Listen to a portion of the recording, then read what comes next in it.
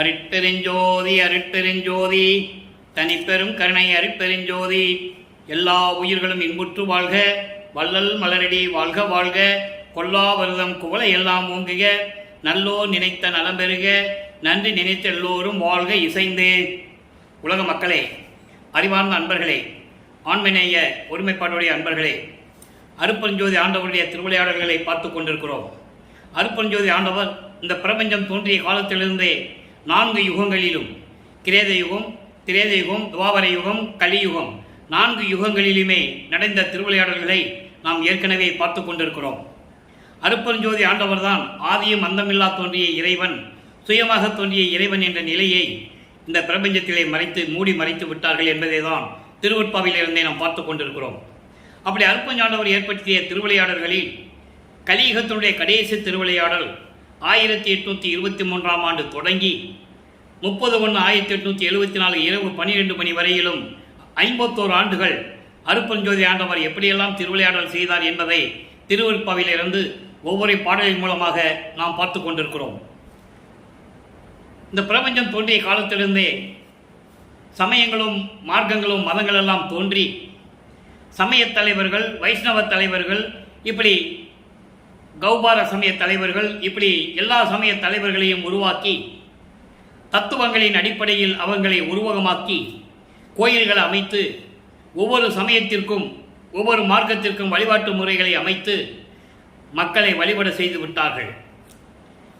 யுகங்களுக்கும் இந்த சமயங்களுக்கும் மார்க்கங்களுக்கும் காலம் முடிந்தவுடனே, எல்லாவற்றுக்குமே ஆயுள் காலம் உண்டு, முடிந்தவுடனே உலக மக்களுக்கென்று ஒரு தனி மார்க்கம் வேண்டும், இறைவனை நேரடியாக அடையக்கூடிய ஒரு மார்க்கம் வேண்டும், எந்த விதமான வேறுபாடுகளும் முரண்பாடுகளும் இல்லாமல் இந்த உலக மக்கள் சமரசமாக வாழ வேண்டும் என்பதற்காகவே அருட்பெருஞ்சோதி ஆண்டவர் சுத்த சன்மார்க்கத்தை நிறுவி அதை தன் மகன் கையில் ஒப்படைத்து செயலாற்றுவதற்காகத்தான் விண்ணுலகத்திலிருந்து பூலோகத்திற்கு ஒரு தாயின் வழியாக வருவிக்க செய்தார் அருட்பெருஞ்சோதி ஆண்டவர். அந்த நிலைகளை தான் நாம் பார்த்து கொண்டிருக்கிறோம். தன் மகனை, அதாவது நமது பிள்ளை பெருமான் அவர்களை இந்த மண்ணுடைக்க வருவிக்க செய்து 51 ஆண்டுகளும் எப்படியெல்லாம் திருவிளையாடல் செய்தார் என்பதை திருவொற்பாவிலிருந்து ஒவ்வொரு பாடலின் மூலமாக நாம் பார்த்து கொண்டிருக்கிறோம். தன் மகனை வருவிக்க உற்று 8 ஆண்டுகள் வரையிலும் எந்த விதமான அருளையும் கொடுக்காமல் இருக்கிறார் அருட்பெருஞ்சோதி ஆண்டவர். 9வது ஆண்டிலே தன் மகனை ஆட்கொண்ட பிறகு மகனிடம் கூறுகிறார், மகனே, என்னால் நீ வருவிக்க உற்றவன் என்ற நிலை மட்டும் இப்போ உனக்கு தெரிந்தால் போதும், முன்பருவம் பின்பருவம் காட்டி உனக்கு அருள்வேன் என்று சொல்லி ஞானத்தை கொடுத்துவிட்டு மறைந்து விடுகிறார். அப்போ நமது பிள்ளை பெருமான் அவர்கள் 9வது ஆண்டிலே இறைவனால் ஆட்கொள்ளப்பட்ட பிறகு, ஞானம் கிடைத்த பிறகு இறைவனிடம் முறையீடு செய்கிறார். 9வது ஆண்டிலிருந்து 12 ஆண்டுகளுக்குள் எப்படி திருவள்ளுவர் முறையீடு நடக்கிறது என்பதையும், 1ஆம் திருமுறையிலிருந்து 6ஆம் திருமுறை வரையிலும் ஒவ்வொரு பதிகத்திலிருந்தும் பாடல்களின் மூலமாக எப்படியெல்லாம் திருவிளையாடல் நடந்தது என்பதை தான் நாம் பார்த்து கொண்டிருக்கிறோம். அந்த வகையிலே இன்று நாம் பார்க்க வேண்டிய பாடல் 1ஆம் திருமுறை பதிகம் 6 திருவருள் முறையீடு 101வது பாடல். திருவருள் முறையீடு மொத்தம் 232 பாடல்களை கொண்டது. ஒவ்வொரு பாடல்களிலும் எப்படியெல்லாம் இறைவனிடம் முறையீடு செய்கிறார் என்பதை தான் நாம் பார்த்து கொண்டிருக்கிறோம். அந்த காலகட்டங்களில் சமயங்களும் மார்க்கங்களும் மதங்களும் சூழ்ந்திருந்த காலகட்டங்களில் சைவ சமய தலைவனாகிய சிவபெருமானையே சிவபெருமான் என்றும், தியாகராஜ பெருமான் என்றும், மாசிலாமணி என்றும், பிச்சாண்டி என்றும், நடராஜன் என்றும் இப்படி பல பெயர்களை அழைத்துக் கொண்டிருந்தார்கள். ஊருக்கு ஒரு கோயிலை அமைத்து ஊருக்கு ஒரு பெயரை வைத்துக் கொண்டு அழைத்துக் கொண்டிருந்தார்கள். அந்த காலகட்டங்களில் நமது பிள்ளை பெருமான் அவர்களும் அப்படியே இறைவனை பெயர் சொல்லி அழைத்துக் கொண்டிருக்கிறார். எப்படி முறையீடு செய்கிறார்? அந்தோ துயரில் சுழன்று ஆடும் ஏழை அவல நெஞ்சம், சிந்து ஓதை நீரில் சுழியோ, இளையவர் செங்கை தொட்ட பந்தோ, சிறுவர்தம் பம்பரமோ, கொட்டும் பஞ்சு கொலோ, வந்து ஆடும் உழலும் துரும்போ, என் சொல்லுவது எம் மாமணியே. இது பாடல் கடினமாக இருக்கும். பொருள் இறைவன் கொடுத்த விளக்கம் மிகவும் எளிமையான விளக்கம். வல்லப்பமானவர்கள் வருவிக்க உற்று 9வது ஆண்டிலிருந்து 12 ஆண்டுகளுக்குள் இருக்கும்போது அந்த நிலையில் இருந்து கொண்டு இறைவனை எப்படி முறை செய்கிறார்? ஐயோ, துயரத்தில் சுழன்று கொண்டு திரியும் இந்த ஏழையின் அவல நெஞ்சம் எப்படி இருக்கிறது தெரியுமா இறைவனே? எப்படி சொல்றார் பாருங்க.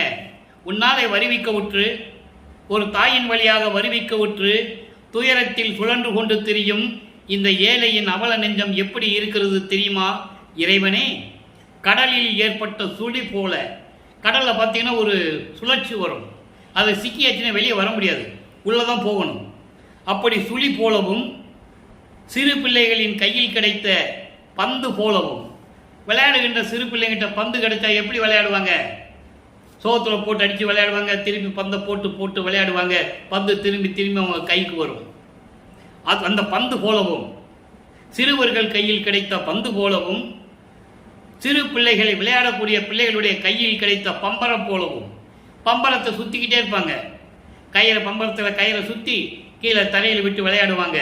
அந்த பம்பரம் போலவும் பஞ்சை கொட்டினால் எப்படி காற்றில் பறக்குமோ அதுபோல சுற்றி திரிந்து கொண்டிருக்கிறேன். அதோடு மட்டுமல்ல, காற்றில் ஏற்பட்ட சூறாவளி காற்று, அந்த சூறாவளியிலே சுற்றி கொண்டு திரிந்து கொண்டிருக்கிறேன்.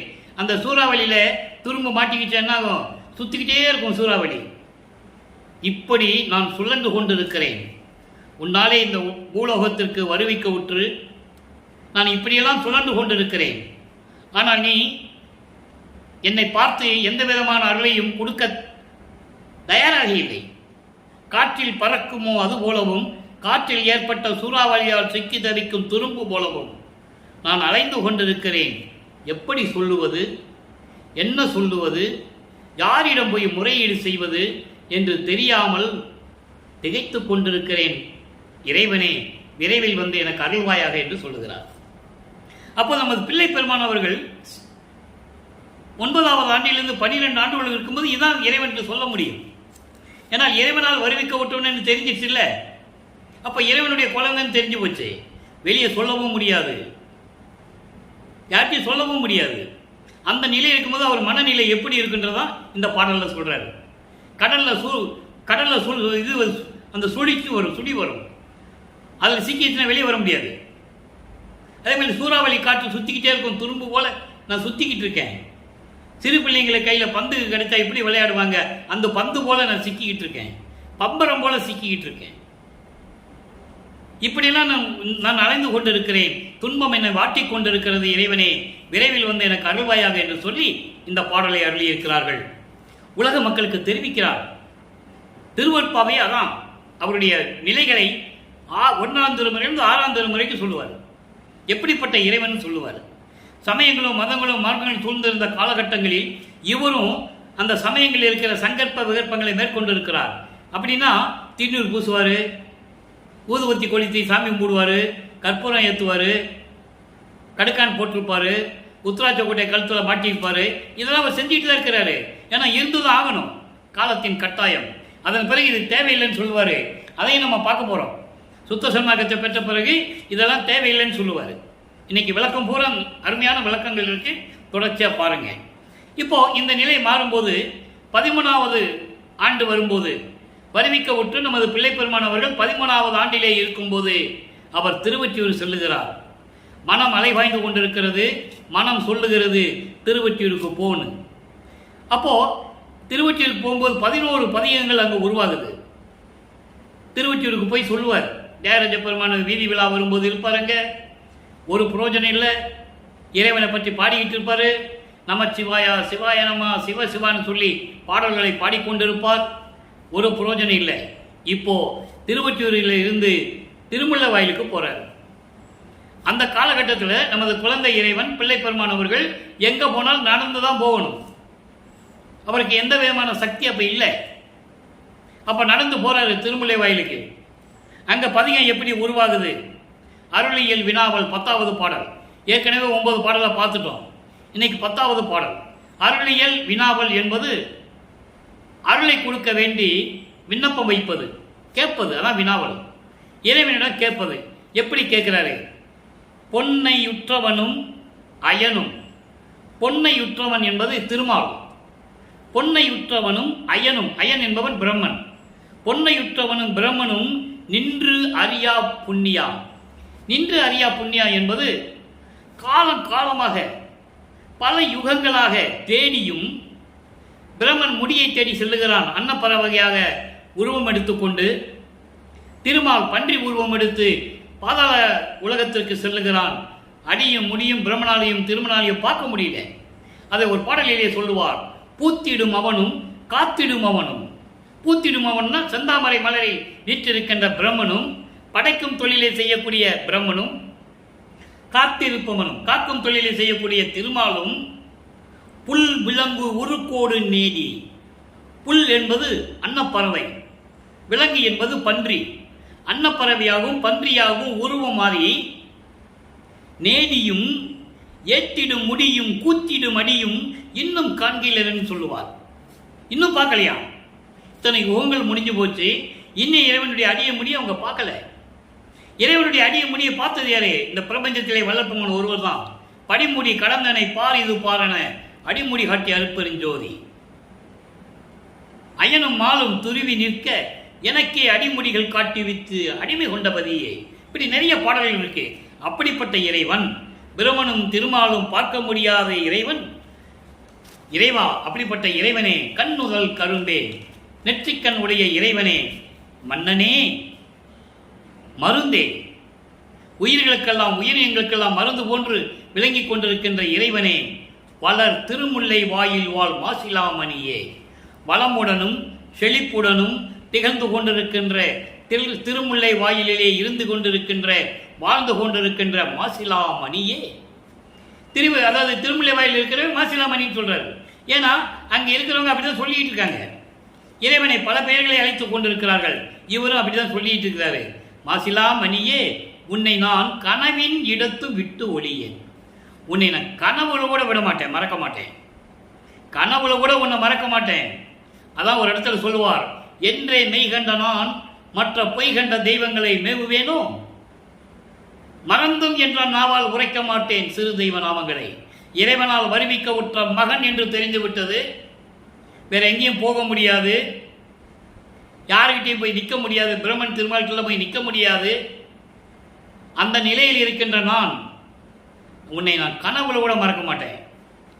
உன் திரு அடி துணை அறிய என்னை ஈன்றவனே, என்னை ஈன்றவனே. அண்டர்லைன். அப்பவே சொல்றாரு. அப்போ அவருக்கு அருப்பெருஞ்சோதின்னு சொல்ல மாட்டாரு, நல்லா புரிஞ்சுக்கிட்டே வரணும். அப்போ சிவபெருமான், மாசிலாமணி, தியாகராஜ பெருமான், நடராஜன், சொக்கநாதன் இப்படிதான் சொல்லிட்டு இருப்பாரு. நல்லா நீங்க கவனிக்கணும். அப்புறம் இதெல்லாம் தேவையில்லை, இவங்கெல்லாம் பதத்தலைவர்கள் சொல்லிடுவாரு. அந்த நிலையை உலக மக்களுக்கு சொல்லுவதற்காகத்தான் தன்னை ஈன்றவனே என்று சொல்லுகிறார். என்னை ஈன்றவனே. ஈன்றவனே என்ன அர்த்தம்? வருவிக்க உற்றவன். எல்லாருமே பிறந்தவர்கள். பிறந்து ஒரு காலகட்டத்தில் இறைவனால் ஆட்கொள்ளப்பட்டு அறிவுறுத்தப்பட்டு ஞானம் பெறப்பட்டு பாடல்களை எழுதியிருப்பார்கள். இறுதியில் முத்தி நிலை அடைந்திருப்பார்கள், ஜீவசமாதி அடைந்திருப்பார்கள். இதான் இந்த பிரபஞ்சத்தில் நடந்துகிட்டு இருந்த உண்மை. இவர் என்னை ஈன்றவனே நல்லா சொல்றாரு. அப்படி என்னை இந்த உலகிற்கு வருவிக்க உற்றவனே, முகமறியார் போல் இருப்பது உன் திருவருளுக்கு இயல்போ. திருவொற்றியூருக்கு போனேன், ஒரு புரோஜனம் இல்லை. உன்னை நான் எங்கதான் தேடுறது? ஒருவேளை திருமுல்லை வயலுக்கு வந்தா எனக்கு அருள் கொடுப்பேன்னு சொல்லி நான் திருமுல்லை வயலுக்கு இங்க வந்தா என்னமோ பகையாளியை பார்க்குற மாதிரி பார்த்துட்டு இருக்க, தெரியாத முகம் தெரியாத ஆளு போல நினைச்சிட்டு இருக்க. உன் திருவருளுக்கு இயல்பாயுது அப்படின்னு திருமுல்லை வாயிலே இறைவனிடம் அருளியல் வினாவுகிறார், முறையீடு செய்கிறார். இப்போ இந்த நிலை ஓடிக்கிட்டே இருக்கு. இப்போ 16 ஆண்டுகள் முடிஞ்சு போச்சு. வல்லப்பெருமானுக்கு வருவிக்க உற்று. வல்லப்பெருமானை பற்றி பேசும்போது அவருக்கு வயது இல்லை. அவர் ஒவ்வொரு யுகத்திலும் இருந்தவர். அவர் வருவிக்கூற்று ஆண்டில் இருந்து என்று சொல்ல வேண்டும். இப்போ வருவிக்கூற்று ஆண்டு 16 ஆண்டு வரைக்கும் எந்த விதமான ஒரு புரோஜனம் இல்லை. அப்போ ஒரு மனநிலை எப்படி பாடுபட்டு இருக்கும்? நல்லா யோசிச்சுக்கணும். இறைவனால் வருவிக்கூற்றன் தெரிஞ்சு போச்சு, தன்னை ஈன்றவன் இறைவன் என்று தெரிஞ்சு போச்சு. ஆனால் எந்த அருளையும் பெற முடியல. அப்போ 3வது எட்டில் அடியெடுத்து வைக்கிறார். 3 24 51 ஆண்டுகளை வல்லப்பெருமானவர்கள் 8 8ஆக பிரித்து தன் மகனுக்கு அருளை கொடுத்து கொண்டிருக்கிறார். அதை தான் நம்ம பார்த்துக்கிட்டு இருக்கோம். இறைவனுடைய திருவிளையாடல் எப்படியெல்லாம் நடந்ததுன்னு பார்த்துட்டு இருக்கோம். இப்போ வல்லப்பெருமானவர்கள் வருவி கூட்டி 24 ஆண்டுகள் வரைக்கும் என்ன நடந்தது? 16 ஆண்டு வரைக்கும் 2வது எட்டு வரைக்கும் ஒன்றும் நடக்கலை. இப்போ 24 ஆண்டுகள் வரைக்கும் என்ன நடந்தது? 17வது ஆண்டிலிருந்து 24 ஆண்டு வரைக்கும் என்ன நடந்தது? திருவொற்றியூரில் தான் அவர் இருந்து கொண்டிருக்கிறார். திருவொற்றியூருக்கு போக இறைவனை விண்ணப்பம் வைக்க இறைவன் வர்றதில்லை. அப்ப நாரையையும் கிளிகளையும் தூது அனுப்புகிறார். அந்த பதியத்திலாம் நம்ம பார்த்துட்டோம், அந்த திருவிளையாடலாம் பார்த்துட்டோம். அதன் பிறகு இப்ப என்ன நிலையில் இருக்கிறார்? பதிகம் 10 புனரா விறகு பொருந்துரு வேட்கையில் இரங்கல். இது 10வது பதிகம். புனரா விறகு பொருந்துரு வேட்கையின் இரங்கல் என்பது தலைவி தலைவனை பார்க்க முடியாமல், தன்னுடைய காதலனை பார்க்க முடியாமல், காதலனுடன் சேர்ந்து இன்பமாக இருக்க முடியாமல் எப்படி வருந்துகிறாள், அந்த வருத்தத்தை எப்படி தோழியிடம் சொல்லுகிறாள். தோழியிடம் சொல்லுவது போல, அதாவது உள்ளத்தை தோழியாக வர்ணனை செய்து, தன்னை தலைவியாக வர்ணனை செய்து, இறைவனை தலைவனாக வர்ணனை செய்து இந்த பாடலை நமக்கு அள்ளியிருக்கிறார்கள். அதான் நம்ம பார்த்துட்டு இருக்கோம். புனரா விறகு மொத்தம் 30 பாடல்களை கொண்டது. இதுவரைக்கும் 9 பாடலுடைய விளக்கத்தை பார்த்துருக்கோம். இன்னைக்கு 10வது பாடல். இதை பாடலை பார்த்து விட்ட பிறகு இந்த பாடலின் மைய கருத்து என்ன, உலக மக்களுக்கு எப்படி தன்னுடைய நிலையை கூறுகிறார், அதான் ரொம்ப முக்கியமான இடம். இப்போ இந்த பாடலை பாருங்க. உலகம் உடையார் என்னுடைய உள்ளம் உடையார். அதாவது 24 ஆண்டுகள் வந்த பிறகு அவருடைய நிலை மாறுகிறது. உலகம் உடையார் என்னுடைய உள்ளம் உடையார், ஒற்றியினார் அழகில் புகழார் என் தலைவர். சொல்லிட்டாரா? தலைவனா உருவகப்படுத்துறாரு. என் தலைவர் அந்தோ இன்னும் அணைந்திலரே. இன்னும் அணைந்திலரே தான் இந்த பாடலுடைய முக்கியமான விளக்கம். இன்னும் என்கிட்ட வந்து சேரல, எனக்கு எந்த விதமான இன்பத்தையும் கொடுக்கல என் தலைவன் அப்படின்னு சொல்றாரு. இன்னும் அணைந்திலரே கலகமுடையார் மாதரெல்லாம். நல்லா பாருங்க, கலகமுடையார் மாதரெல்லாம் கல் நெஞ்சுடையார் தூதரெல்லாம். கலகமுடையார் மாதரெல்லாம் கல் நெஞ்சுடையார் தூதரெல்லாம் திலக முகத்தாய் என்னடி நான் செய்வது ஒன்றும் தெரிந்திலனே. தோழியிடம் சொல்லுவது போல இந்த பாடலை அருளி இருக்கிறார்கள். நம்மளையெல்லாம் படைத்து காத்து கொண்டிருக்கின்ற இறைவன் வல்லப்பமானவர்கள். இப்ப அந்த நிலையில் இருக்கும்போது, 24வது ஆண்டில் இருக்கும்போது அவர் எந்த நிலையில் இருந்தார்? தன்னுடைய காதலை, இறைவனிடம் கொண்டிருந்த காதலை, அந்த அன்பை பெற முடியவில்லை. இறைவன் வந்து எந்த அருளையும் கொடுக்கவில்லை என்பதை இந்த பாடலிலே கூறுகிறார். எல்லா உலகங்களையும் உடையவர், என்னுடைய உள்ளத்தில் இருந்து கொண்டிருப்பவர், திருவொற்றியூரிலே இருக்கின்ற இறைவன், அழகில் புகழார் அருள் நிலையை கொண்டவர், மிகவும் புகழுடையவர், என் தலைவர். இன்னும் என்னை அணைந்திலரே. இன்னும் என்னிடம் வந்து சேரவில்லை, அவருடைய காதலை என்னிடம் சொல்லவில்லை, அவர் என்னோடு மகிழ்ந்து இருக்கவில்லை. இதை பார்த்து கலகமுடைய மாதர் எல்லாம். ஏன் இங்க மாதர்னு சொல்றாரு, பெண்கள் சொல்றாருன்னா, தன்னை ஒரு பெண்ணாக உருவகப்படுத்தியதனால் அங்கே இருக்கின்ற பெண்கள் எல்லாம், மடமையில் அறியாமையில் இருக்கின்ற பெண்கள் எல்லாம், எம தூதர்கள் போல கல் நெஞ்ச உடையவர்கள் எல்லாம், கல் நெஞ்சுடையார் தூதர் எல்லாம். எம தூதர்களுடைய மனம் எப்படி கல் மனம், இரக்கமில்லாத மனம் போல இருக்குமோ அது போல எம தூதர்கள் போல இரக்கமில்லாத மனம் கொண்டவர்கள் எல்லாம், அறியாமையில் மடமையில் இருக்கின்ற பெண்கள் எல்லாம் என்னை பார்த்து கேலி பேசுகிறார்கள். பெண்கள் எல்லாம் ஏன் சொல்கிறார் என்றால், அங்கிருந்த மக்கள் என்று நாம் விளக்கம் கொள்ள வேண்டும். என தன்னை பெண்ணாக உருவப்பட்ட பெண்கள் என்று சொல்றார். பெண் இப்படிப்பட்டவர்கள் எல்லாம் என்னை ஏளனமாக பேசுகிறார்கள். நான் கலங்கி கொண்டு நின்று கொண்டிருக்கிறேன். அழகான முகமுடைய என் தோழியே, அழகான உள்ளமுடைய என் உள்ளமே, தூய என் உள்ளமே, என் மனம் அலை பாய்கிறது என்பது உனக்கு தெரியும். நான் என்ன செய்வதென்று தெரியவில்லை என்று சொல்லி இந்த பாடலை அருளியிருக்கிறார்கள். இதனால் உலக மக்களுக்கு தெரிவிக்க வேண்டிய மைய கருத்து, உலக மக்களே, நான் இறைவனால் வருவிக்க உற்று 24 ஆண்டுகள் வரையிலும் திருவொற்றியூரிலும், திருமுல்லை வாயிலும், திருவள்ளி தாயத்திலும் இப்படியெல்லாம் அலைந்து கொண்டு நான் இறைவனை அருளை எப்படியாவது பெற வேண்டும் என்று தெரிந்து கொண்டிருக்கிறேன். ஊர் மக்களெல்லாம் சேர்ந்து எமத்தூதர்கள் போல கல் நெஞ்சமுடையவர்கள், இரக்கமில்லாதவர்கள் எல்லாம் என்னை சேர்ந்து ஏளனம் பேசுகிறார்கள், கிண்டல் செய்கிறார்கள்.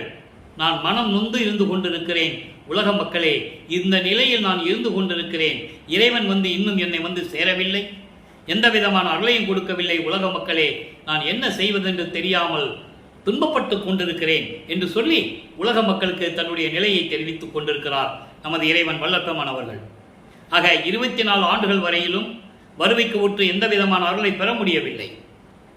அதன் பிறகு 4வது ஏட்டில் அடியெடுத்து வைக்கிறார். 4×32 24 ஆண்டுகள் வரைக்கும் எந்த நிலையும் அவருக்கு கிடைக்கவில்லை. இறைவனிடம் முறையீடு செய்வதும், திருவெற்றியூர் செல்லுவதும், திருமுல்லை வாயில் செல்லுவதும், திருவள்ளி தாயத்துக்கு செல்லுவதும், இப்படியே அவர் நிலை தொடர்ந்து கொண்டிருக்கிறது. இதை பார்த்து மக்கள் எல்லாம் இவள் வறுமைக்கு உற்றதனால் ஏற்பட்ட சொந்தங்களினால் ஏற்பட்ட துன்பங்கள், ஏளனங்கள், ஏச்சுகள், பேச்சுகள், இழிவு நிலைகள் எல்லாமே தாங்கிக் கொண்டிருக்கிறார். அப்போ 25வது ஆண்டிலிருந்து 32 ஆண்டுகளுக்குள் என்ன நடந்தது, அதை தான் அருட்பிரகாச மாலையிலே நாம் பார்த்து கொண்டிருக்கிறோம். 27வது ஆண்டு தொடக்கத்திலே நமது பிள்ளை பெருமான் அவர்கள் தனக்கோடி அம்மையாருக்கு திருமாங்கல்யம் பூட்டி, அதாவது தாலி கட்டி, மோட்ச வீட்டை காட்டி விமோசனத்தை காட்டுகிறார். அதோடு அந்த ஒரு நிலை முடிகிறது. அப்போ அந்த திருமணத்தின் போது பிரம்மன் திருமால் ருத்திரனாம் அங்கே வாழ்த்துகிறார்கள். தன்னுடைய தாயும் தந்தையும் வரவில்லை என்று இவர் மனம் இயங்குகிறது. அப்பவும் சொல்லுவாரு, தாயும் தந்தையும் தான் சொல்லுவாரு, அருப்பஞ்சோதி ஆண்டவர் சிவகாமி வள்ளின்னு சொல்ல மாட்டார். ஏன்னா நிலைகள் மாற வேண்டும். அப்போ இதுதான் சொல்லுவார் அவர். அப்போ தாயும் தந்தையும் வரவில்லை, அப்போ என் மனம் எப்படி ஏங்கிக் கொண்டிருந்தது தெரியுமா என்று சொல்லுவார். அதன் பிறகு சுத்த சன்மார்க்கத்தை பெற்ற பிறகு 2 குதிரை மாட்டின தேரில் என்னை வாழ்த்தினார்கள் என்று சொல்லுவார். அது பின்னால் பாடலில் வரும், அதை பார்க்க போகிறோம். இந்த விளக்கத்தை மட்டும் மனசில் வச்சுக்கங்க.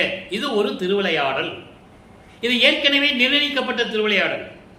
இந்த பூலோகத்திற்கு வருவதற்கு முன்னாலேயே விண்ணுலகத்திலே ஏற்பட்ட ஒப்பந்தம் அது பாடலிலே இருக்கிறது.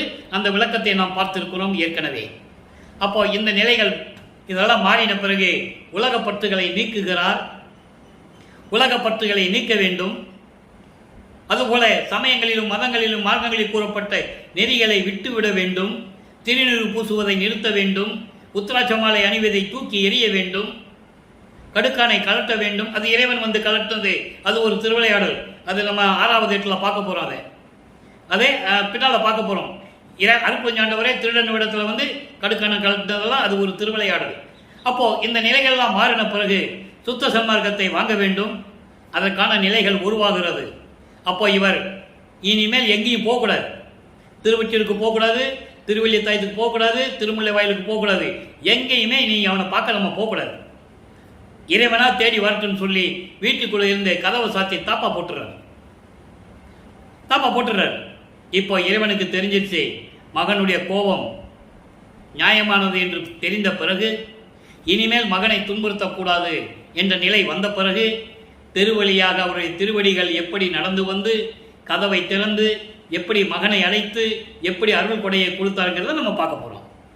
அருட்பிரகாச மாலை 26வது பாடல். இதுவரை 25 பாடல்கள் நம்ம விளக்கத்தை பார்த்துருக்கோம். ஒவ்வொரு பாடலின் மூலமாக தான் இறைவனுடைய திருவிளையாடலை சொல்ல முடியும். 51 ஆண்டு நடந்த திருவிளையாடலை ஒரே நாளில் சொல்ல முடியாது. ஒவ்வொரு பதியத்திலிருந்து உண்மையாக சொல்லணும். அதான் பாடலை சொல்லி அதை விளக்கம் சொல்லி அன்னைக்கு அவர் எந்த நிலையில் இருந்தார் வல்லற்பமானவர்கள் என்ற நிலையும் சொல்லி இப்படியெல்லாம் சொல்லிட்டு வந்தாதான் இறைவனுடைய திருவிளையாடல் நடந்ததே மக்களுக்கு விளக்கமாக சொல்ல முடியும், மக்களும் புரிஞ்சிக்க முடியும். இப்போ பாருங்க, இந்த பாடலை பாருங்க. வேதமுடி, அதாவது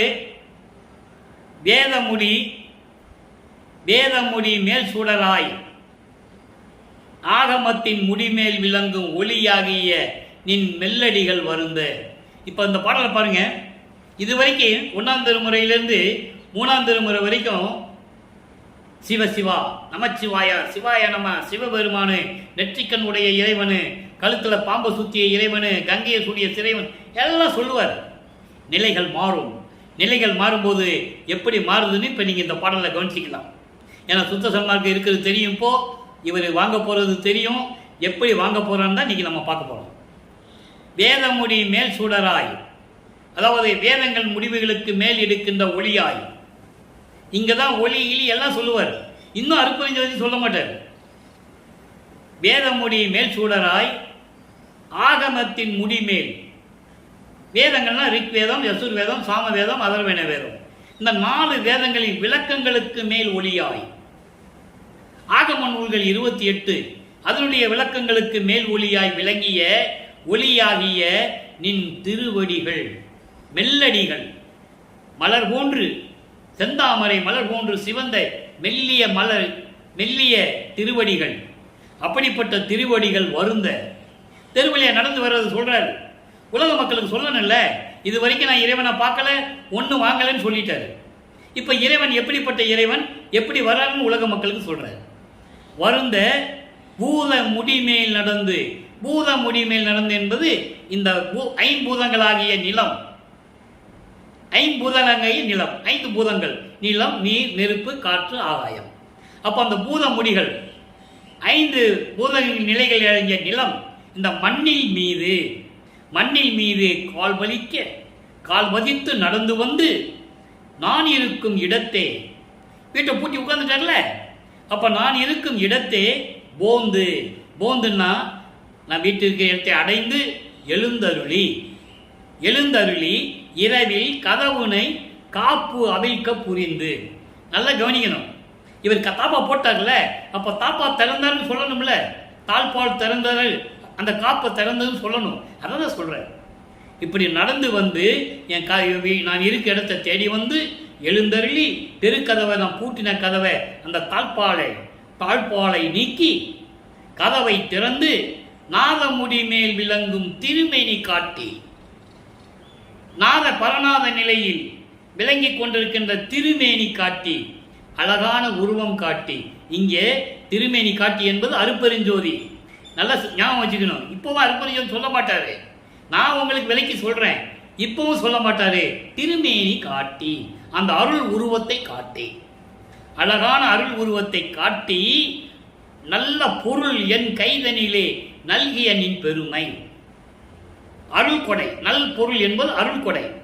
அருள் கொடையை என் கையிலே கொடுத்த உன்னுடைய பெருமை இருக்கிறதே, அதை ஓத முடியாது, அதை சொல்லி மாறாது, சொல்ல முடியாதே எனில் என் புகழுவேன். நான் எப்படி சொல்வேன்? அம்பலத்தை உயிருக்கு இன்பம் தர நடனமுடைய பரம்பொருளே, அம்பலத்திலே அருளாட்சி செய்து கொண்டு திருவிளையாடல் செய்து கொண்டிருக்கின்ற பரம்பொருளே. இங்க பாத்தீங்களா, இங்க நமச்சிவாயின் வருதா, சிவாய நமன் வருதா, மாசிலாமணின்னு வருதா, தியாகராஜ பெருமான் வருதா, நடராஜன் வருதா? வராது. நல்லா புரிஞ்சுக்கணும். பரம்பொருளைன்னு சொல்லிட்டாரு. பரம்பொருள் யாரு? அருப்பெருஞ்சோதி. இப்போ வந்தாரு, கதவை திறந்தாரு, மகனை கூப்பிட்டாரு, கையில ஒரு அருள் கொடையை கொடுத்துட்டு மறைஞ்சிட்டாரு, போயிட்டாரு, விண்ணுலகத்துக்கு போயிட்டாரு. இவர் அதை வாங்கிட்டு பூலோகத்தில் இருக்கிறார். இப்போ என்ன நடந்தது? என்ன அருள் கொடை அது? இறைவனை எப்படி பார்த்தாரு சொல்லணும்ல. எப்படி விண்ணப்பம் வைக்கிறாரு? கொடுத்துட்டு போயிட்டாரு. அதுக்கப்புறம் எப்படி விண்ணப்பம் வைக்கிறாரு? அதுக்கப்புறம் எப்படி திருப்பி வராரு? அருப்பஞ்சாண்டவர் வந்து மகனுக்கு எப்படி காட்சி கொடுக்குறாரு? என்ன அருளை கொடுத்தாரு? என்ன அருள் கொடையை கொடுத்தாருன்னு பார்க்க போறோம். இப்போ 6ஆம் திருமுறை உருவாகும் போது நமது பிள்ளை பெருமானவர்கள் 5வது எட்டில் இருந்து கொண்டிருக்கிறார். ஐயட்ட 40 வருவிக்க விட்டு 40 ஆண்டுகளுக்குள் என்ன நடந்தது சொல்லணும்ல. இப்ப சொல்றாரு அருள் விளக்க மாலை. அருள் விளக்க மாலையில இன்னைக்கு 6வது பாடல். நல்ல கவனிங்க. கங்குலிலே வருந்திய அன்பர்களே, இந்த மாதிரி பாடல்கள்லாம் விளக்கம் எப்படிப்பட்ட விளக்கம் தெரியுமா? பாடலை படிக்கும் போதே உடம்பு புல்லரிக்கும், மனம் பூரிப்படையும். கங்குலிலே வருந்திய என் வருத்தமெல்லாம் தவிர்த்து காலையிலே என் உள்ளத்தே கிடைத்த பெருங்கழிப்பே, செங்குவளை மாலையோடு மல்லிகைப்பூ மாலை சேர்த்து அணிந்து எந்தனை மணந்த தெய்வம் மணவாளா. இந்த 4 வரைக்கும் முதல்ல விளக்கம் சொல்றேன். கங்குலிலே என்பது இரவிலே நான் வருந்திய போதெல்லாம் அந்த வருத்தத்தை நீக்கி காலையிலே என் உள்ளத்தில் கிடைத்த அதாவது பேரன்பே, பேரானந்தமே என்று சொல்லுகிறார். இது நூல் விளக்கம். உலகியல் விளக்கம். கங்குலேனா இரவுல நான் நினைச்ச வருத்தம் எல்லாம் காலையில நீக்கி எனக்கு பேரானந்தத்தை கொடுத்துட்ட அப்படின்னு சொல்றது. ஆனால் இறைவன் கொடுத்த சுத்த சன்மார்க்க விளக்கம் வேறு. இதுவும் ஒரு விளக்கம், நம்ம இல்லைன்னு சொல்ல முடியாது. ஆனா இதை விட சிறப்பான விளக்கம் இருக்கிறது, சுத்த சன்மார்க்க விளக்கம். கங்குலிலே என்பது நான் அறியாத பருவத்திலே அறியாமையில் இருந்த போது, அதாவது நீ வருவிக்க செய்தாய், வருவிக்க விட்டு 8 ஆண்டுகளுக்குள் எனக்கு எந்த நிலையும் தெரியாது. அதாவது கங்குலி என்று சொல்லுகிறார். அறியாத பருவத்திலே நான் யார் என்று தெரியாத நிலையில் இருந்தபோது, நான் அறியாமையில் இருந்தபோது என் உள்ளம் எப்படியெல்லாம் வருந்தியது. அந்த வருத்தத்தை எல்லாம் நீக்கி காலையிலே என்றால் என்ன? 9வது ஆண்டிலே, 9வது ஆண்டிலே என்னை ஆட்கொண்டாயே, அதை தான் காலை என்று சொல்லுகிறார். அப்படி அந்த 9வது ஆண்டிலே எனக்கு கிடைத்த பேரின்பமே. அப்பதான் இறைவன் காட்சி கொடுத்து, மகனை நீ என்னால் வருவிக்க விட்டவன் என்ற நிலையை உணர்த்துகிறார். அதாவது இங்க சொல்றார் அருள் விளக்க மாலையிலே. அப்ப அந்த நிலைகளை எல்லாம் தவிர்த்து காலையிலே, அந்த இளம் காலையிலே, இளம் காலை என்று சொல்லுவார் ஒரு படத்திலே, ஒரு பாட்டில் சொல்லுவாரே, இளம் காலை என்று சொல்லுவார். 9வது ஆண்டிலே என்னை ஆட்கொண்டு, மகனே நீ என்னால் வருவிக்க விட்டவன் என்ற நிலையை உணர்த்தினாயே, அப்ப என் உள்ளத்தில் கிடைத்த பேரன்பே, பேரானந்தமே. அதுக்கு அடுத்து சொல்றார் பாருங்க, எப்படி வந்து ஆட்கொண்டார்? செங்குவளை மாலையோடு. இந்த செங்குவளை மாலை என்பது ஒரு கற்புத்தன்மையை குறிக்கக்கூடிய ஒரு மலர். செங்குவளை மலர் கற்புத்தன்மையை குறிக்கக்கூடிய, சொல்லக்கூடிய ஒரு மலர். இந்த கற்புத்தன்மை என்பது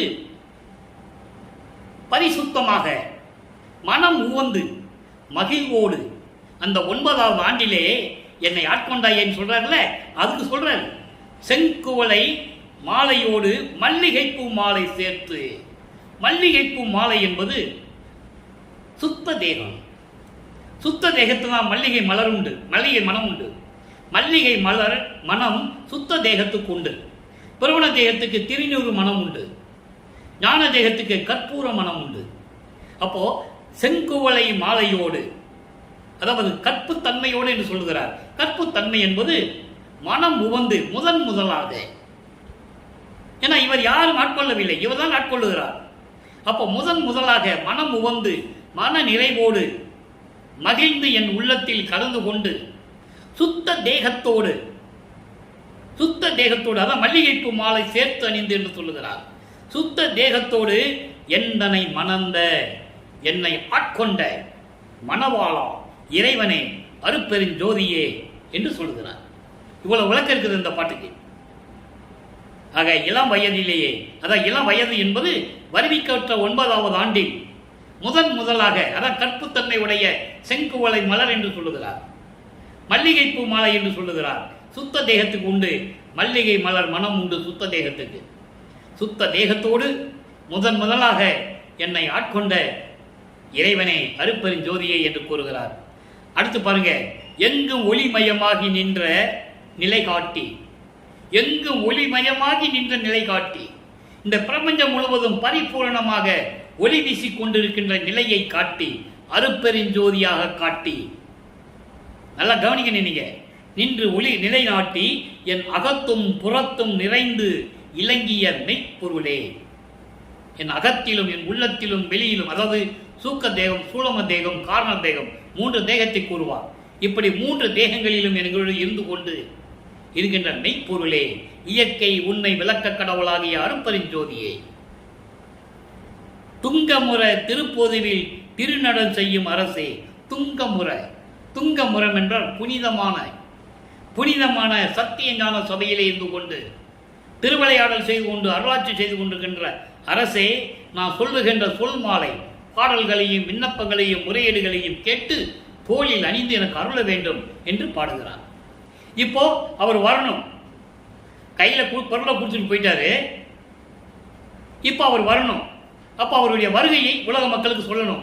40 கண்கொள்ளா காட்சி, 6வது பாடல் நல்ல கவனிங்க.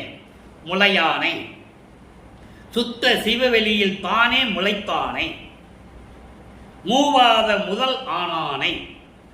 முதல் 2 வரியா விளக்க சொல்றேன். முளையானை என்பது ஒரு தாயில் வயிற்றில் முளைக்காதவன். தாயில் வயிற்றில் முளைக்காதவன் என்று சொல்லுவார் ஒரு இடத்துல. அதுதான் இங்க முளையானை. அப்படின்னு என்ன அர்த்தம்? சுயமாக தோன்றிய இறைவன், ஆதியும் அந்தம் இல்லாமல் சுயமாக தோன்றிய இறைவன் என்பதை முளையானை, ஒரு தாய் வயிற்றில் இருந்து முளைக்காதவனை அப்படிப்பட்ட இறைவனை சுத்த சிவவெளியில் தானே முளைத்தானே. சுத்த சிவவெளி இதுதான் சிதம்பர ரகசியத்தை காட்டினது. தன் மகனுக்கு 5வது மாத குழந்தையாக இருக்கும்போது தில்லையிலே திரை தூக்க தரிசித்த போது வேய்வகை மேல் காட்டாதே எந்தனக்கே வெளியாய் காட்டிய மெய்புறவா மெய்ப்பொருளே. அந்த சுத்த சிவ வெளியில் இருக்கின்ற இறைவனை, சுயமாக தோன்றிய இறைவனை தன் மகனுக்கு 5 மாத குழந்தையிலே தில்லையிலே சிதம்பர ரகசியத்தை காட்டிய இறைவனை, அப்படிதான் சொல்லணும். இறைவனை மூவாத முதலானாய். அவருக்கு ஏது மூப்பு? மூப்பு ஏது இறைவனுக்கு? அப்படிப்பட்ட முதல் இறைவனை, முதல் ஆனானை, அப்படிப்பட்ட இறைவனை கலையானை. கலையானைன்னா உயிரினங்களுக்கு அடைக்கலம் கொடுத்து கொண்டிருக்கின்ற இறைவன். கலை என்பது அடைக்கலம். கலை ஆனானை, உயிரினங்களுக்கு அடைக்கலம் கொடுத்து கொண்டிருக்கிற இறைவனை அடுத்த வரியில சொல்லுவார் பாருங்க. களங்கம் எல்லாம் களைவித்து என்னை காத்தானை. களங்கம் என்பது சமயங்களும் மதங்களும் மார்க்கங்களில் சொல்லப்பட்ட நெறிகளை எல்லாம் கடக்க வைத்து என்னை கொண்டு வந்து என்னை காத்த இறைவனை, அருட்பெருஞ்சோதி ஆண்டவரை, என்னை காத்தானை. ஏன்னா சுத்த சன்மார்க்கத்தின் முக்கிய தடைகள் சொல்லுவார். எல்லாமுடைய அருட்பெருஞ்சோதி அற்புத கடவுளே, இது தொடங்கி எக்காலத்தும் சுத்த சன்மார்க்கத்தின் முக்கிய தடைகள் சொல்லுவார். சமயங்கள் மதங்கள் மார்க்கங்கள் என்பவற்றின் ஆசார சங்கற்ப விகற்பங்களும் வர்ணம் ஆசிரமம் முதலிய உலகச்சார சங்கற்ப விகற்பங்களும் எங்கள் மனதில் பற்றாவனம் அருள் செய்தல் வேண்டும். அதை தான் இங்கே சொல்றாரு. கலக்கமெல்லாம் களைவித்து என்னை காத்தானை, வெறிக்கும் சமய குழியில் விளைந்தேன் தன்னை விழாத வகை மறித்து ஒரு பேரறிவு அளித்த வள்ளல் கொடின்னு சொல்லுவார். கொடிப்பாட்டில் வரும். ஏன்னா இதெல்லாம் கடந்து போனாலும் சுத்த சன்மார்க்கத்தை வாங்க முடியும். அந்த நிலை இங்க சொல்றாரு. அப்படி என்னை காத்தவனை என் பிழையை கருதி கோபம் விளையானை. நான் சமயங்களிலும் மதங்களிலும் மார்க்கங்களில் இருக்கும்போது நான் செய்த தவறுகள் இருக்கிறதே. என்ன தவறு? திருநூறு பூசியது, உத்தராட்சி கோட்டையை போட்டது, கடுக்கான் போட்டுக்கொண்டது, சாம்பிராணி ஊதுவத்தி கற்பூரை ஏற்றி நமச்சிவாய சிவாய நமன் சொன்னது. வேற என்ன குற்றம் செஞ்சார்? ஒரு குற்றமும் செய்யவே. அந்த சமய நெறிகளையும் மதங்களையும் பின்பற்றி இருந்த குற்றங்கள் எல்லாவற்றையும் நீக்கி சிவபோகம் விளைவித்தானே. சிவபோகம் என்பது சிவானந்தம், பேரின்பம், கடவுளின் பேரின்பம். அதை எனக்கு கொடுத்தவனை, வேண்டாமை வேண்டல் இவை மருவி என்றும் இளையானை, விருப்பு வெறுப்பு இல்லாத இறைவனை. வேண்டுதல் வேண்டாமை என்பது விருப்பு வெறுப்பு, இந்த நிலைகள் எல்லாம் இல்லாத இருக்கின்ற இறைவனை, மூத்தானை, பிரபஞ்சத்தின் மூத்த கடவுள், அவனை முப்பிலானை. முப்பிலானை என்ன அர்த்தம்? பிறப்பு இறப்பு இல்லாதவன். வயசு அவனுக்கு வயசு கிடையாது. அதே போல வளர்ப்பமனும் கிடையாது. அதனால தான் சொல்லிக்கிட்டே இருக்கேன். வளர்ப்பமனை பற்றி பேசும்போது வயதை பற்றி சொல்லவே கூடாது. இறை குற்றம் அது, கடவுள் குற்றம் அது. வருவிக்கூற்று ஆண்டிலிருந்து சொன்று சொல்லுங்கள். அதுதான் உண்மை, அதுதான் சத்தியம். இப்படிப்பட்ட மூப்பு இல்லாதவனை எம்மானை கண்டு கழித்திருக்கின்றேனே சொல்லி இந்த பாடலும் கருத்துட்டாரு. ஆக 24 ஆண்டுகள் வரைக்கும் நமது பிள்ளை பெருமான்கள் இறைவனிடம் எந்த அருளையும் பெறவில்லை. அதன் பிறகு தனக்கோடி அம்மையாருக்கு அது ஒரு திருவிளையாடல், அது முடிஞ்சிருச்சு. அதுக்கப்புறம் அருட்பிரகாச மாலை கதவை தாப்பா போட்டாரு. அவர் தாழ்பாலை திறந்து கதவை திறந்து வாமகனைன்னு சொல்லி ஒரு அருள்படையை கொடுக்குறாரு. அது என்ன அருள்கொடைன்றதை நம்ம அருள் விளக்க மாலையில இறைவனிட்ட நீ சீக்கிரமா எனக்கு அருளை கொடுன்னு சொல்றாரு. இறைவன் வராரு. அந்த கண்கொள்ளா காட்சியை உலக மக்களுக்கு சொல்லிட்டாரு. இப்போ இறைவனுடைய திருவடி நிலை எப்படி இருக்கும் அதை சொல்லணும்ல. எப்படிப்பட்ட இறைவன், அவருடைய திருவடியுடைய நிலை அருள் எப்படி இருந்தது?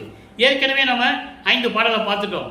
பிரம்மனும் திருமாலு ருத்திரன் சிவ பரசிவம் பராசக்தி எல்லாமே இறைவனுடைய நகத்தில் இருக்கின்ற அழுக்குகள்னு சொல்லிட்டார். மலத்தில் பூத்த புழுக்கள் சொல்றாரு இந்திரனை. மலத்தில் பூத்த புழு எப்படி இருக்கும் அது மாதிரி இந்திரனுடைய நிலையை சொல்லிட்டாரு. இப்போ இவருடைய நிலையை சொல்றாரு பாருங்க. மண் முதல் பகர் பொன்பனத்து உளவான் மற்றவற்று உள்புறம் கீழ்மேல் அன்னூரும் அனந்தர் பக்கம் என்று இவற்றில் அமைந்தன.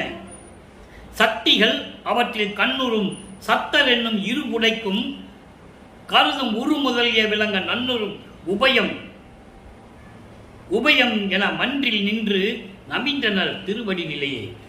அதாவது என்ன சொல்றாருன்னா, பாடல் உங்களுக்கு கஷ்டமா இருக்கும், விளக்கம் மட்டும் சுருக்கமா சொல்றேன்.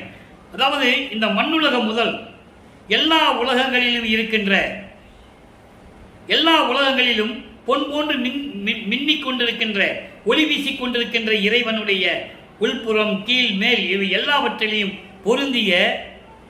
பொருந்திய அளவற்றவர்கள் அனந்தர்னு சொல்றாரு.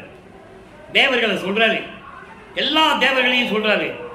அவர்களெல்லாம் எப்படி இருக்கிறார்கள் என்றால் அவர்களை சுற்றி இருக்கிற சக்திகள் சத்தர்கள் இவர்கள் எல்லாரும் சேர்ந்து எப்படி இருக்காங்களா, இறைவனுடைய திருவடியில் கீழ் நின்று கொண்டிருக்கிறார்கள்.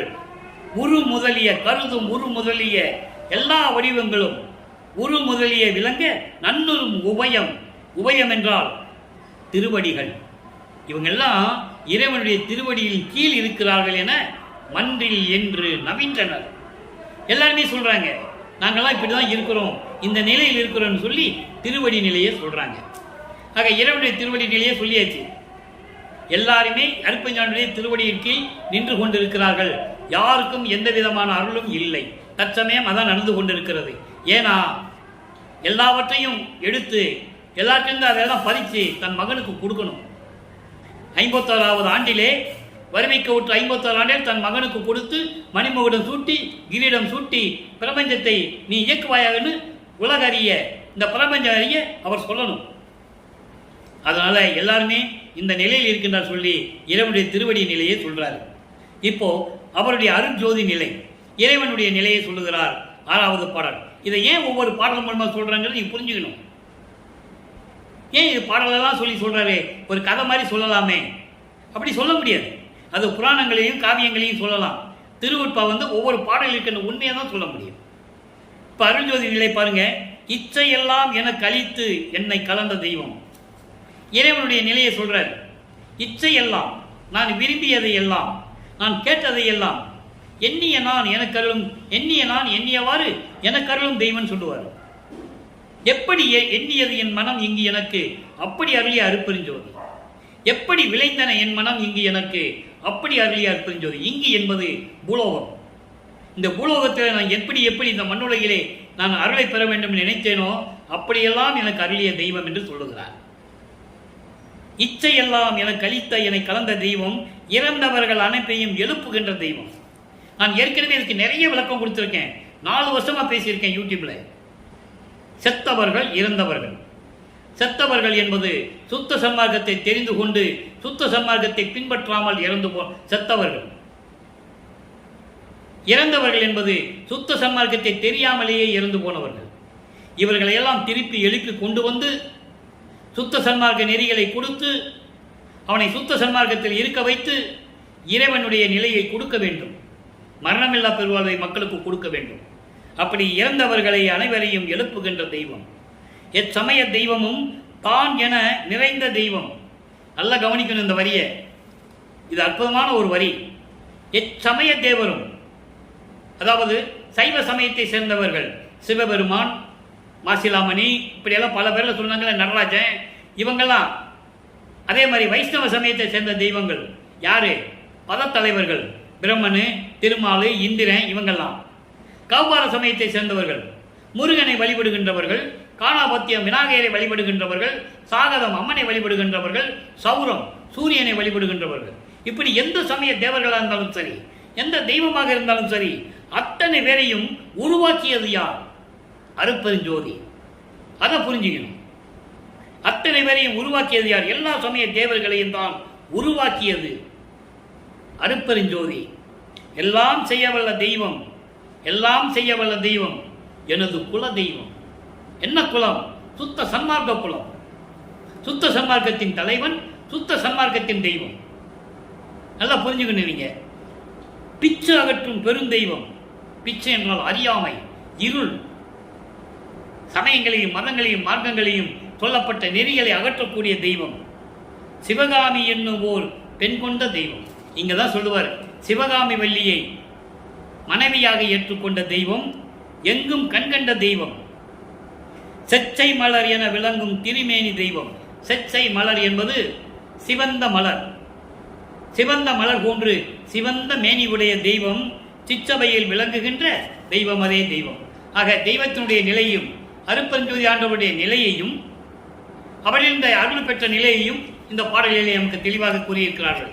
ஆகவே அன்பர்களே, 24 ஆண்டுகள் வரைக்கும் எந்த விதமான அருளையும் பெற முடியாத நமது இறைவன் வல்லப்பமானவர்கள் 32 ஆண்டுகளுக்கு இறைவன் எழுந்தருளி மண்ணிலே நடந்து வந்து கதவை திறந்து தாழ்பார திறந்து மகனை ஆட்கொண்டு ஒரு அருள் கொடையை கொடுக்கிறார்.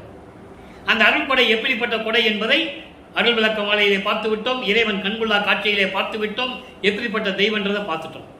இப்ப பேரானந்த நிலை. இப்ப எல்லாம் பெற்ற பிறகு அதனுடைய நிலை பேரானந்தமாக எப்படி இருக்கிறது? 6வது பாடல்.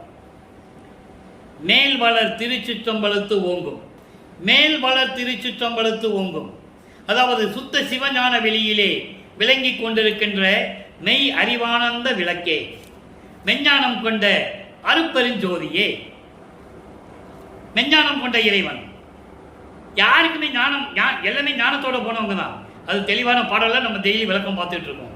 ஞானம் வேறு, மெஞ்ஞானம் வேறு, அறிவு மெய்யறிவு, சிவன் சிவம், இப்படி நிறைய விளக்கங்கள் இருக்கு.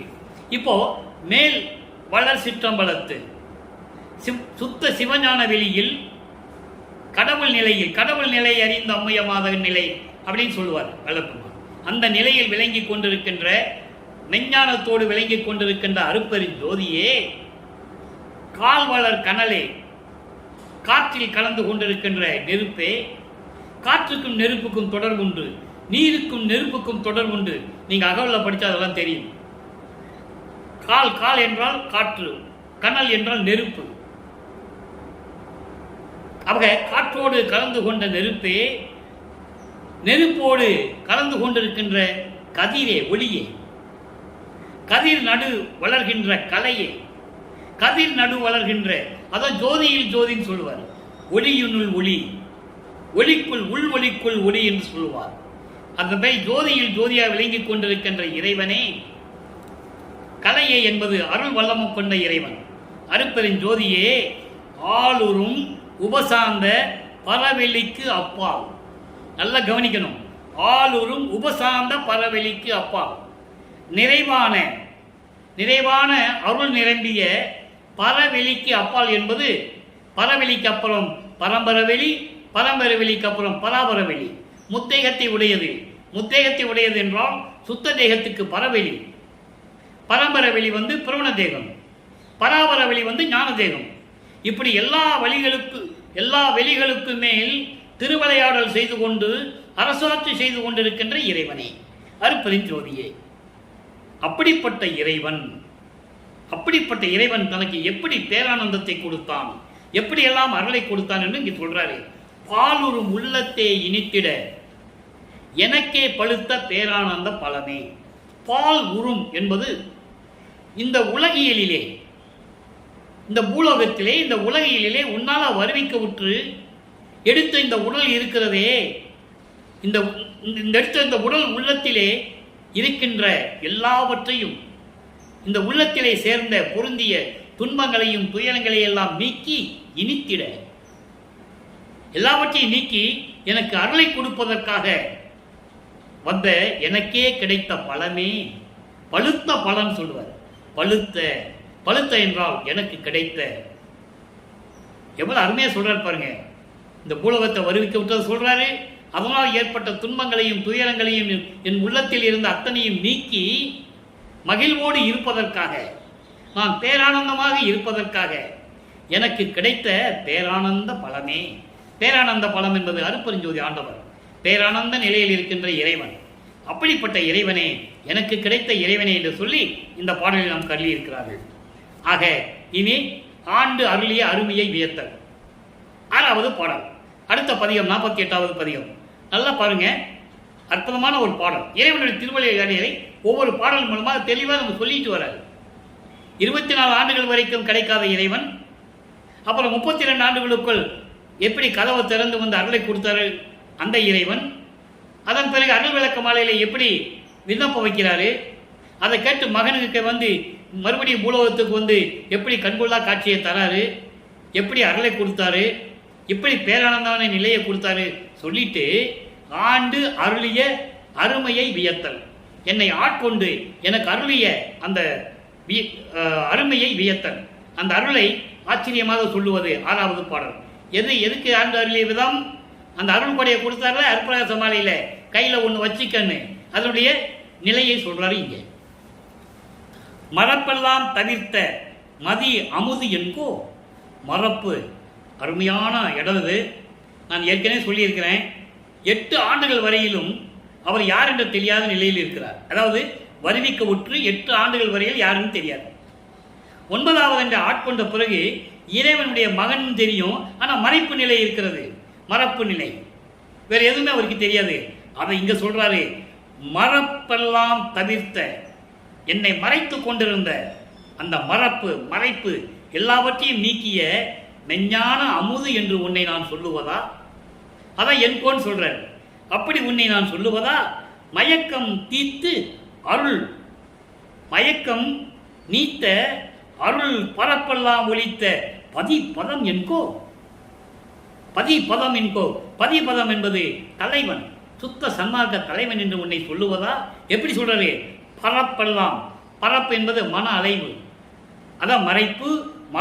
இந்த மன அலைவு இருக்கிறதே, அலைபயக்கூடிய இந்த மனதை, இவற்றையெல்லாம் நீக்கி, மயக்கத்தை நீக்கி எனக்கு அருளை கொடுத்த சுத்த சன்மார்க்க தலைவன் என்று உன்னை நான் சொல்லுவதா? பதச்சுவை அனுபவம் என்கோ. பதச்சுவை அனுபவம், பதசுவை என்பது சிவானந்தம், அதான் சச்சிதானந்தம், அதான் பேரானந்தம். அப்படிப்பட்ட அனுபவம் என்று உன்னை நான் சொல்லுவதா? சிறப்பெல்லாம் எனக்கே செய்த தாய் என்கோ. எல்லா அருளையும் கொடுத்து, எல்லா சிறப்பையும் கொடுத்து, உலகமெல்லாம் கழிக்கும்படி, அதாவது உலகமெல்லாம் பார்த்து மகிழும்படி, விண்ணவர்களெல்லாம் என்னை வந்து வணங்கும்படி எல்லா அருளையும் கொடுத்த தாய் என்று உன்னை சொல்லுவதா? தாய் உள்ளம் கொண்ட இறைவன் என்று உன்னை நான் சொல்லுவதா? திருச்சிற்றம்பலம் தந்தை என்று சொல்லுவதா? திருச்சிற்றம்பலத்தில் இருக்கின்ற தந்தை என்று உன்னை நான் சொல்லுவதா? இறப்பில்லா வடிவம் இன்னையே அழித்து என்னை ஆண்டு அருளிய நினையே. கடைசி வரிதான் அந்த கொடை, அருள் கொடை. இறப்பிலா வடிவம் இம்மையே. இம்மையே என்பது இந்த பூலோகத்தில், இறப்பில்லா வடிவம் அப்படின்னா என்ன? மரணமில்லா பெருவாழ்வு. மரணமில்லா பெருவாழ்வு என்பது பிறப்பு இறப்பு இல்லாதது, நிலையாக எந்த யுகங்களிலும் நிலையாக இருக்கக்கூடிய அந்த அருளை என் பூலோகத்திலே நீ கொடுத்தாயே, என்னை ஆண்டு அருளினாயே, உன்னை நான் எப்படி சொல்லுவது? இதை ஏன் சொல்றாரு? நல்லா கவனிக்கணும். ஏற்கனவே முத்தேகம் உடையவர், மரணமில்லா பெருவாழ்வில் உடையவர், ஏன் இந்த வரியை இங்க சொல்றாரு? என்னதான் இருந்தாலும் ஒரு தாயின் வழியாக வருவிக்க உற்றவன் இல்லையா? இறைவனால் ஒரு தாயின் வழியாக வருவிக்க உற்றவர். அப்போ எல்லாருமே என்ன சொல்லுவாங்க? ஒரு தாய் வயிற்றிலிருந்து வந்தவன் தானே, மனித பிறவி எடுத்தவன் தானே என்று சொல்லுவார்கள். அந்த நிலையை போக்க வேண்டும். விண்ணுலகம் பூலோகம் எல்லா மக்களும் அறியும்படி, வானவர்களும் தேவர்களும் முனிவர்களும் ரிஷிகளும் எல்லாரும் அறியும்படி எனக்கு ஒரு அங்கீகாரம் கொடுத்து, மகன் என்று அங்கீகாரம் கொடுத்து பட்டம் சூட்டினாயே என்று சொல்லுவார்.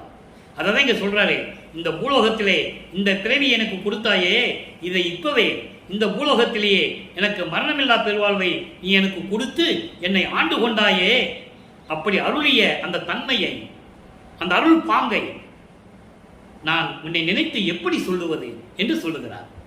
மூவரும் தேவரும் முத்தரும் சித்தரும் யாவரும் பெற்றிடா இயல் என கழித்தனை அகவல்ல கடைசியில் வரும். ஆக இப்படி நிலையில் இருந்து கொண்டிருந்தவர் வளர்ப்புமானவர்கள். நம்ம பிள்ளை பெருமானவர்கள் வருவிக்க விட்டு 202 ஆண்டுகளாக அவருடைய நிலையை யார் சொன்னது? பொதுப்படையாக பேசினார்கள், அவ்வளவுதான். அவர் திருவற்பாவில் என்ன சொன்னது என்ற மக்களிடம் யாரும் கொண்டு சேர்க்கவில்லை என்பதுதான் வேதனையான விஷயம். இப்படியெல்லாம் இறைவனுடைய திருவிளையாடல் நடந்து கொண்டிருக்கிறது. மரணமில்லா பெருவாழ்வை இந்த பூலோகத்திலேயே நீ முன்னால் வருவிக்க விட்டதனால் எல்லாரும் அறியும்படி கொடுத்துருன்ற. எப்படி அற்புதமான ஒரு இடம் நீங்க இந்த நேரத்தில் பார்க்கணும். என்னையும் பணி கொண்டு இரவா வரமளித்து அன்னையில் உகந்த அருட்பெருஞ்சோதி அகவல்லவர். இப்படி ஒரு நிலையில் இருந்து கொண்டிருப்பவர் நமது பிள்ளைப்பெருமானவர்கள் என்பதை நீங்கள் புரிந்து கொள்ள வேண்டும். ஆக இன்றைய பதிவு எப்படி 24 ஆண்டுகள் வரைக்கும் இறைவனுடைய அருளை பெறாமல் தவித்துக் கொண்டிருந்தார், அதன் பிறகு இறைவன் கதவை திறந்து வந்து ஒரு அருள் கொடையை கொடுத்தார், அதன் பிறகு பூலோகத்திற்கு எப்படி தந்தையை வரவழைக்கிறார், வரவழைத்த பிறகு அந்த இறைவனுடைய கண்புள்ளா காட்சியை எப்படி கூறுகிறார், இறைவனுடைய திருவடி நிலை எப்படி இருந்தது என்று கூறுகிறார். அதன் பிறகு அதனால் ஏற்பட்ட பேரானந்த நிலை எப்படி இருந்தது, தன்னை ஆண்டு அருளிய விதம் எப்படி இருந்தது என்பதையெல்லாம் இந்த பாடல்களிலே, இந்த பதிவிலே நாம் பார்த்திருக்கிறோம்.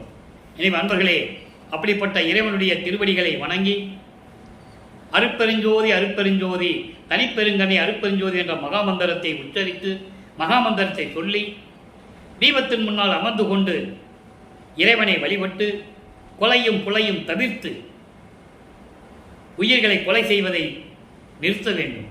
உயிர் இரக்கத்தோடு வாழ வேண்டும். ஜீவகாருண்ய ஒழுக்கத்தில் இருக்க வேண்டும். இந்திரிய ஒழுக்கம், கர்ண ஒழுக்கம், ஆன்ம ஒழுக்கம், ஜீவ ஒழுக்கம் என்ற 4 ஒழுக்கங்களை நம்மால் முடிந்த வரையில் கடைபிடிக்க வேண்டும். சைவ நெறியில் இருந்து கொண்டு இறைவனை வணங்கி இறைவனுடைய அருளையும் செல்வங்களை எல்லாம் பெற்று நீங்கள் மனைவி மக்களோடும் உறவினர்களோடும் நோயற்ற வாழ்வில் வாழ வேண்டும் என்று இறைவனுடைய தயவாலையும் கருணையாலையும் வாழ்த்தி விடைபெறுகிறேன். என்ற வள்ளலார் ஊழியன். மீண்டும் நாளை சந்திப்போம். நன்றி, வணக்கம். அருட்பெருஞ்சோதி அருட்பெருஞ்சோதி தனிப்பெரும் கருணை அருட்பெருஞ்சோதி. அருட்பெருஞ்சோதி ஆண்டவருடைய திருவிளையாடல் நாளையும் தொடரும்.